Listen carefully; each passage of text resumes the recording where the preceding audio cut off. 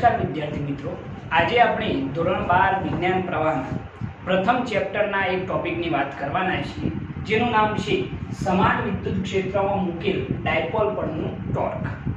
આપણે ડાયપોલ વિશે સંપૂર્ણ માહિતી મેળવી ચૂકેલા છીએ. લાસ્ટ લેક્ચરની અંદર આપણે ડાયપોલ શું છે, ડાયપોલની અક્ષ પર ઉદ્ભવતું વિદ્યુત ક્ષેત્ર અથવા તો ડાયપોલની વિષુવરેખા પરનું વિદ્યુત ક્ષેત્ર, આ દરેક વસ્તુ આપણે જોઈ ચૂકેલા છીએ. હવે કોઈ સમાન વિદ્યુત ક્ષેત્રની અંદર જો ડાયપોલને મૂકવામાં આવે તો એના ઉપર ટોર્ક લાગે છે અને ટોર્કનું સૂત્ર આપણે તારવવાનું છે. આ એક મોસ્ટ આઈએમપી થિયરી છે જે બોર્ડની અંદર અનેક વખત પૂછાઈ ચૂકેલી છે, એટલે આપણા માટે થોડીક ઇમ્પોર્ટન્ટ રહેશે. તો સમાન વિદ્યુત ક્ષેત્રની અંદર આપણે ડાયપોલ મૂકવાનું છે તો એક કન્ડિશન એવી વિચારીએ કે અહીંયા એક સમાન વિદ્યુત ક્ષેત્ર છે. આ રીતે એક સમાન વિદ્યુત ક્ષેત્ર આપણે ધારી લઈએ. ઓકે, આ રીતે એક સમાન વિદ્યુત ક્ષેત્ર છે. વિદ્યુત ક્ષેત્રની શરૂઆત ધન ધ્રુવમાંથી કઈ તરફની હોય છે? ઋણ ધ્રુવની અંદર હોય છે. તો અહીંયા અગર આપણે બતાવવું હોય તો આપણે અહીંયા ધન ધ્રુવ બતાવી શકીએ છીએ અને આ તરફ શું હશે? ઋણ ધ્રુવ. ધનથી કઈ તરફ હોય છે? તો ઋણ તરફની હોય છે વિદ્યુત ક્ષેત્રની દિશા. ઓકે, તો આ જે મેં દર્શાવેલું છે એક સમાન વિદ્યુત ક્ષેત્ર છે, બરોબર. હવે આ સમાન વિદ્યુત ક્ષેત્રની અંદર આપણે કોને મૂકવાનો છે? તો ડાયપોલને મૂકવાનો છે. તો આપણે ડાયપોલને આની અંદર મૂકી દઈએ તો શું થશે જરા જોજો. એવું વિચારો કે અહીંયા આગળ એક ડાયપોલ મૂકેલું છે, બરોબર છે. આ રીતે ડાયપોલ છે. અહીંયા આગળનો વિદ્યુતભાર આપણે કહી દઈએ -q, અહીંયા આગળનો વિદ્યુતભાર કહી દઈએ +q. આપણને ખ્યાલ છે કે ના મધ્ય કેન્દ્રથી જો આપણે ડાયપોલના બંને વિદ્યુતભારો વચ્ચેનું અંતર કેવું હોય તો અંતર કેટલું થશે? 2a, બરોબર છે. મધ્ય કેન્દ્રથી અંતર કેવું હોય કેટલું થાય? a. અહીંયાથી અહીંયા સુધીનું અંતર કેવું હોય તો પણ કેટલું થાય? a. પરંતુ આખું ડિસ્ટન્સ કેવું હોય તો કેટલું થશે? 2a, બરોબર છે. હવે આની અંદર જો આપણે એમ કહીએ કે સમાન વિદ્યુત ક્ષેત્રમાં જો આપણે ડાયપોલને મૂકીએ છીએ તો આ ડાયપોલના બંને વિદ્યુતભારો પર કંઈક ના કંઈક બળ લાગતું હશે, એ આપણે જાણીએ છીએ. તો એ બળ કઈ દિશામાં હશે એ જરા વિચારજો. તો સૌપ્રથમ +q પર વિદ્યુત ક્ષેત્રને લીધે લાગતું બળ કઈ દિશામાં હશે? તો એ આ દિશામાં હશે, બરોબર છે. જેને આપણે નામ આપી દઈએ +qe. કેમ +q લખ્યું ખબર પડી? કારણ કે આપણે જાણીએ છીએ કે વિદ્યુત ક્ષેત્ર E બરાબર શું થાય? F/q. તો બળ F બરાબર શું થઈ જાય? qe, બરોબર છે. તો એના ઉપરથી વિદ્યુત ક્ષેત્રની અંદર જે ડાયપોલ મૂકેલો છે એની અંદર +q વિદ્યુતભાર પર લાગતું બળ કેટલું છે? +q. કેમ એ દિશામાં છે એ પણ તમને ખબર હોવી જોઈએ કે ધન વચ્ચે શું થાય? અપાકર્ષણ, એટલે આમ ખેંચાશે, બરોબર છે. અપાકર્ષી બળ લાગશે એટલે આમ જશે. ઋણ અને ધન વચ્ચે શું થાય? આકર્ષણ, એટલે આ દિશામાં જશે. ઓલ ઓવર આપણે લાગતું બળ આ દિશામાં વિચારી શકીએ છીએ. તો અહીંયા આપણે લખી શકીએ કે +q પર લાગતું બળ જો આપણે લખવું હોય તો F1 સદિશ બરાબર શું થઈ જશે? q * E સદિશ થઈ જશે, જેને આપણે આપી દઈએ સમીકરણ નંબર 1, બરોબર છે. સૌપ્રથમ કોના ઉપર બળ લાગ્યું છે? વિદ્યુત ક્ષેત્રના લીધે. તો +q પર લાગતું બળ કેટલું આવે છે? +qe. એના પછી જો હું એમ કહું કે -q પર લાગતું બળ, તો એ બળની દિશા કઈ તરફ હશે? તો એ તમને ખ્યાલ આવે છે કે એ કઈ તરફ હશે? આ દિશામાં. કારણ કે ધન અને ઋણ વચ્ચે શું થાય? આકર્ષણ, એટલે એની દિશા આ દિશામાં હશે, જેને આપણે નામ આપી દઈએ -qe, બરોબર છે. તો અહીંયા આગળ આપણે એમ લખીએ કે -q પર લાગતું બળ જો આપણે કહેવું હોય તો F2 સદિશ બરાબર -q * શું આવશે? E સદિશ થઈ જશે, બરોબર છે. શું થઈ ગયું? -q * E સદિશ, જેને આપી દઈએ સમીકરણ નંબર 1. ઓકે, તો સૌપ્રથમ આપણે આ જ વસ્તુ કરવાની છે કે એક સમાન વિદ્યુત ક્ષેત્રની અંદર એક ડાયપોલ મૂકવાનો છે અને ડાયપોલના બંને વિદ્યુતભારો પર લાગતા બળો લખવાના છે. સૌપ્રથમ +q પર લાગતું બળ શું આવે છે? +q, જેની દિશા આમ, બરોબર છે. કેમ આમ છે એ ખબર હોવી જોઈએ તમને. ઋણ અને ધન વચ્ચે આકર્ષણ એટલે આ દિશામાં, ધન વચ્ચે અપાકર્ષણ એટલે પણ આ દિશામાં વિચારી શકાય. ઓકે, -q પર લાગતું બળ કઈ દિશામાં હશે? તો આ દિશામાં હશે, જેને આપણે F2 સદિશ બરાબર લખેલું છે -q * E સદિશ. ઓકે, હવે ડાયપોલ પર લાગતું જો પરિણામી બળ કેવું હોય તો એ પરિણામી બળ શું થાય? તો પરિણામી બર એફ નેટ બરાબર શું થઈ જશે F1 સદિશ વત્તા શું થઈ જાય F2 સદિશ બરોબર છે। તો પરિણામી બળ જો આપણે કેવું હોય તો એ કેટલું થશે એ જરા જોજો। તો પરિણામી બળ F નેટ બરોબર તો ઇઝ ઇક્વલ ટુ કેટલું થઈ જશે QE સદિશ વત્તા માઈનસ QE સદિશ એટલે અહીંયા શું થઈ જશે માઈનસ Q ઇન્ટુ E સદિશ। તો F નેટ કેટલું થઈ જાય શૂન્ય થઈ જશે। તો પરિણામી બળ જે છે એ કેટલું થઈ જવાનું છે શૂન્ય થઈ જવાનું છે બરોબર છે। પરિણામી બળનું મૂલ્ય કેવું હોય તો પણ એ કેટલું થશે તો શૂન્ય થશે ઓકે। હવે અહીંયા આગળ આપણે જે બંને બળોનું પરિણામી બળ શોધ્યું છે એના ઉપરથી એક વસ્તુની આપણને ખબર પડી છે કે પરિણામી બળ શૂન્ય છે। જો પરિણામી બળ શૂન્ય હોય તો ડાયપોલ જે છે એ ડાયપોલ રેખીય ગતિ કરશે નહીં બરોબર છે। જો રેખીય ગતિ નહીં કરે તો કેવી ગતિ કરશે એ આપણે જોવાનું છે। તો અહીંયા આગળ અહીં ડાયપોલ પર લાગતું કુલ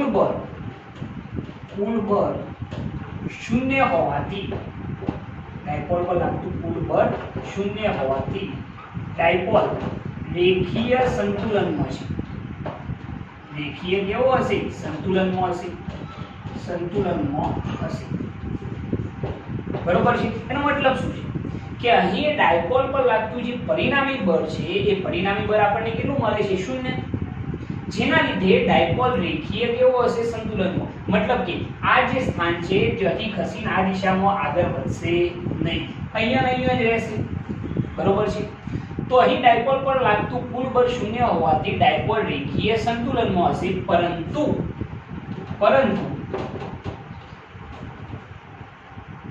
ડાયપોલ પર લાગતા બળો એક રેખસ્થ ન હોવાથી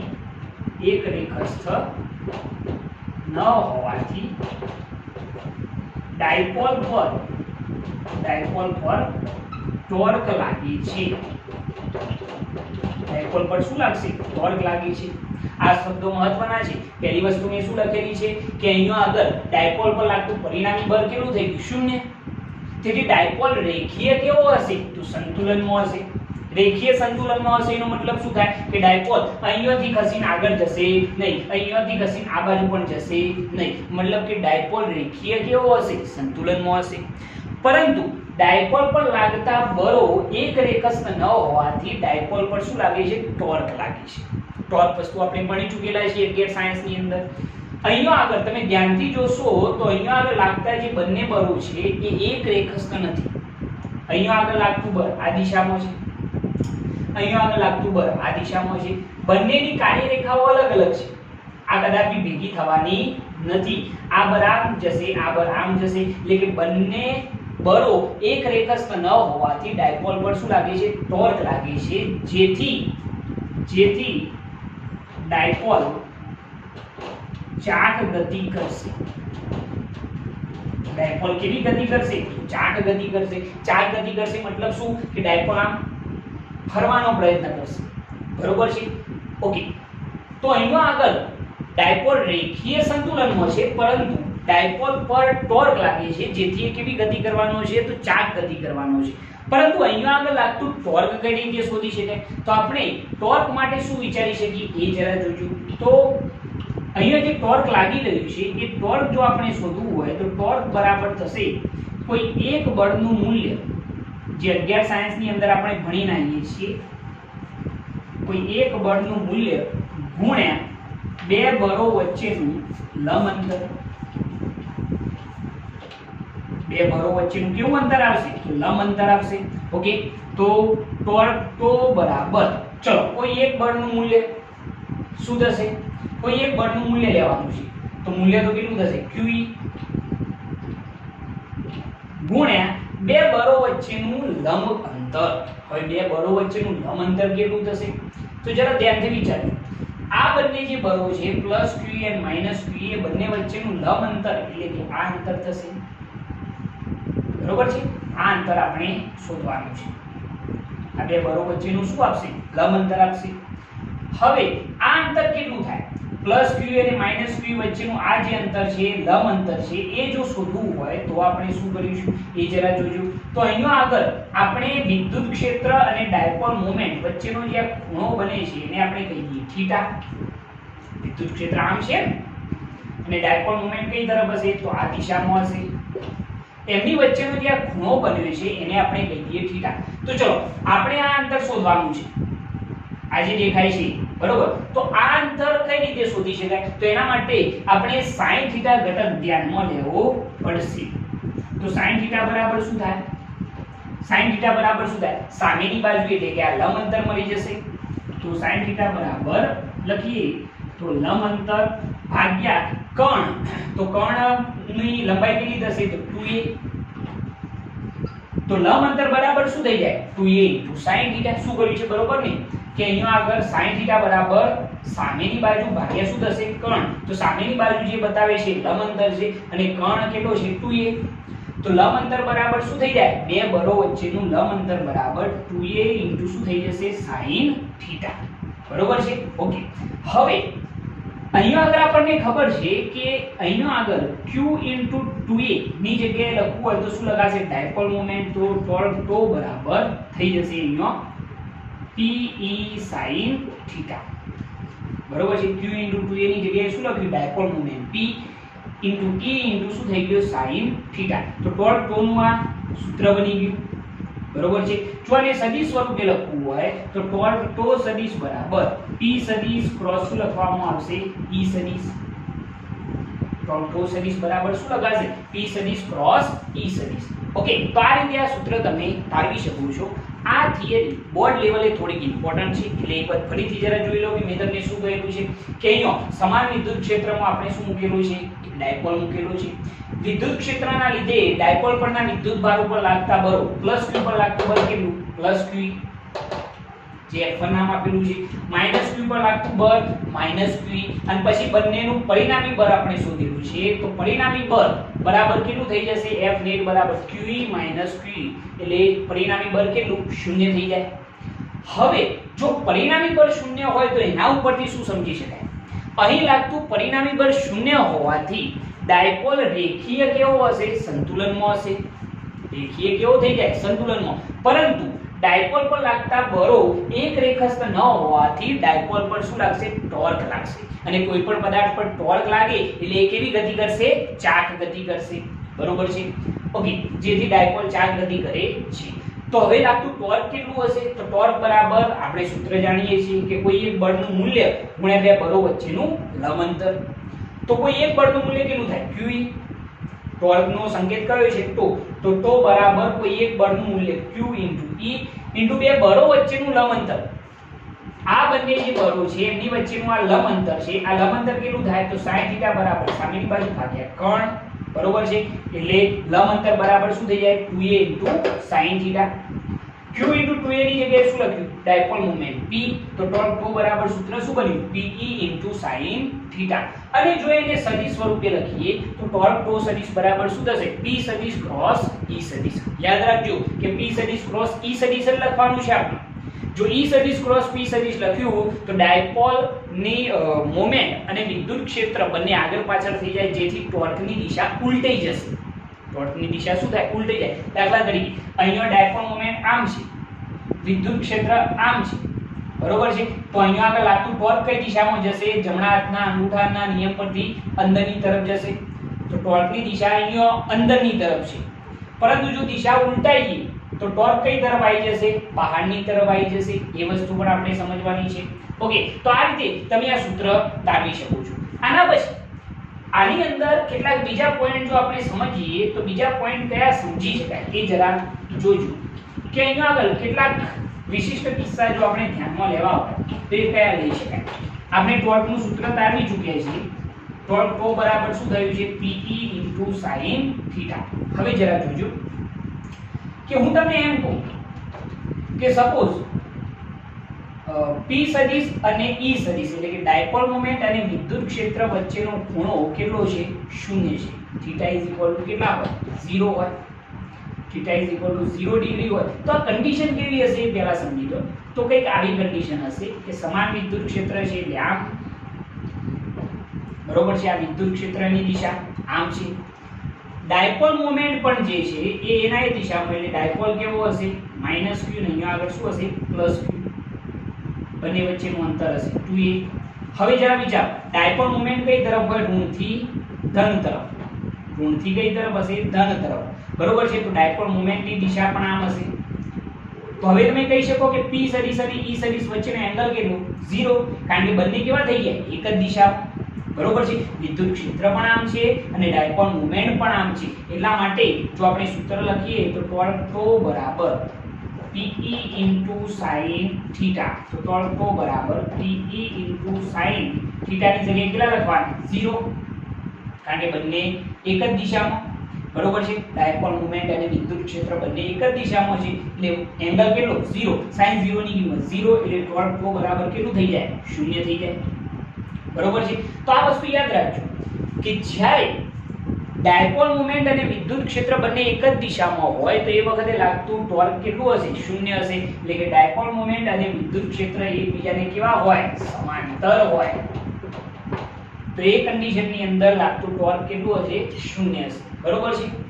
એના પછી બીજી એક કન્ડિશન જોઈએ તો હું તમને એમ કહી શકું કે θ બરાબર સપોઝ 90 ડિગ્રી હોય તો કન્ડિશન કેવી હશે? જરા જુઓ. સમજી લો કે આપણે આ વિદ્યુત ક્ષેત્ર, તેની અંદર ડાયપોલ જે મૂકવાનો છે એ કંઈક આ રીતે મૂકીશું, આ -q, આ +q, બરોબર છે. તો હવે જરા કહી શકશો તમે કે વિદ્યુત ક્ષેત્ર આમ, ડાયપોલ મોમેન્ટ કઈ તરફ હોય? ઋણથી ધન તરફ આમ હશે. તો બંને વચ્ચેનો એંગલ કેટલો થાય? તમે જોઈ શકો છો કે એંગલ કેટલો થશે? 90 ડિગ્રી, કારણ કે વિદ્યુત ક્ષેત્ર આમ છે, ડાયપોલ મોમેન્ટ આમ છે, એટલે એંગલ કેટલા ડિગ્રીનું થયું? 90 ડિગ્રીનું થયું. તો એ કન્ડિશનની અંદર જો આપણે કેવું હોય તો ટોર્ક બરાબર PE * sin θ. તો ટોર્ક બરાબર PE * sin θ ની જગ્યાએ કેટલા? 90 ડિગ્રી.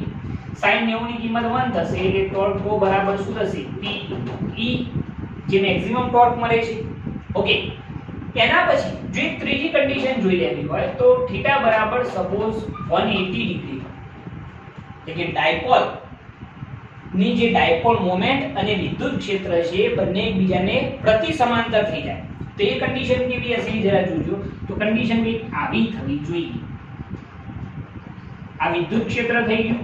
હવે જરા જોજો કે ડાયપોલ હું કઈ દિશામાં મૂકું છું? તો આ +q અને અહીંયા આગળ -q, બરોબર છે. હવે જરા કહી શકશો આના કરતો બિલકુલ ઉલટી કન્ડિશન છે જો, બરોબર. હવે વિદ્યુત ક્ષેત્ર આમ છે, ડાયપોલ મોમેન્ટ કઈ તરફ હોય? ઋણથી ધન તરફ, એટલે કે કઈ દિશામાં હશે? આ દિશામાં હશે. તો જરા કહી શકશો કે વિદ્યુત ક્ષેત્ર અને ડાયપોલ મોમેન્ટ વચ્ચેનો એંગલ કેટલો થશે? તો 180 ડિગ્રી. જો 180 ડિગ્રી હોય તો ટોર્ક બરાબર PE * sin θ ની જગ્યાએ કેટલા? 180 ડિગ્રી. તો ટોર્ક બરાબર કેટલું થઈ જાય? 0, કારણ કે 180 ની કિંમત એ કેટલી થાય? 0. તો આ રીતે આપણે એમ કહી શકીએ કે θ બરાબર 180 ડિગ્રી હોય એટલે કે બંને એકબીજાને કેવા હોય? પ્રતિ સમાંતર હોય. વિદ્યુત ક્ષેત્ર અને ડાયપોલ મોમેન્ટ બંને એકબીજાને કેવા થઈ જાય? પ્રતિ સમાંતર.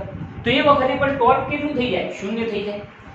θ બરાબર 0 એટલે કે ડાયપોલ મોમેન્ટ અને વિદ્યુત ક્ષેત્ર બંને એક જ દિશામાં હોય એ સંતુલન સ્થિતિ કહેવાય છે. એટલે કે કઈ કન્ડિશન કહેવાશે?